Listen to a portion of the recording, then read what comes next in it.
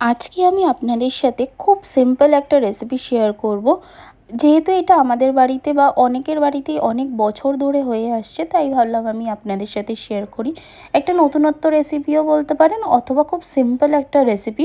অনেকের বাড়িতেই হয়, অনেক রকম পদ্ধতিতে হয়, কিন্তু আমার বাড়িতে যেই পদ্ধতিতে হয় আমি সেই পদ্ধতিটাই আপনাদের সাথে শেয়ার করছি। এখানে এটা আমরা গোটা সেদ্ধ বলে থাকি। এর মধ্যে কিন্তু গোটা গোটা সব রকমের সবজি ব্যবহার করতে হয়, যেরকম আলু, কড়াইশুঁটি বা সাদা শিম, বেগুন, লঙ্কা সব কিন্তু আমরা গোটা গোটাই ব্যবহার করছি এর মধ্যে। দেখুন, ভালো করে সবজিগুলোকে ফুটিয়ে নেওয়ার পরে এর মধ্যে গোবিন্দভোগ চাল দিয়ে দিতে হয়, আর এটা কিন্তু পিতলের পাত্রতেই করতে হয়। আমাদের এটা নিয়ম আছে, এবার অনেকের অনেক নিয়ম থাকতে পারে।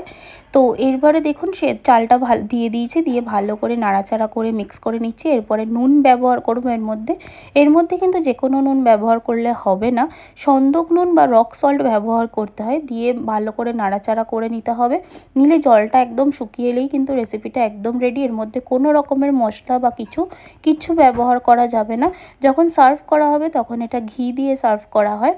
তো আপনাদের যদি রেসিপিটা ভালো লেগে থাকে, প্লিজ একটা সাবস্ক্রাইব করে দেবেন, একটা কমেন্ট করে জানাবেন রেসিপিটা কেমন লাগলো। আর এরকম ট্রেডিশনাল রেসিপি পেতে হলে আমাকে একটা কমেন্ট করে জানাবেন কিন্তু। ধন্যবাদ।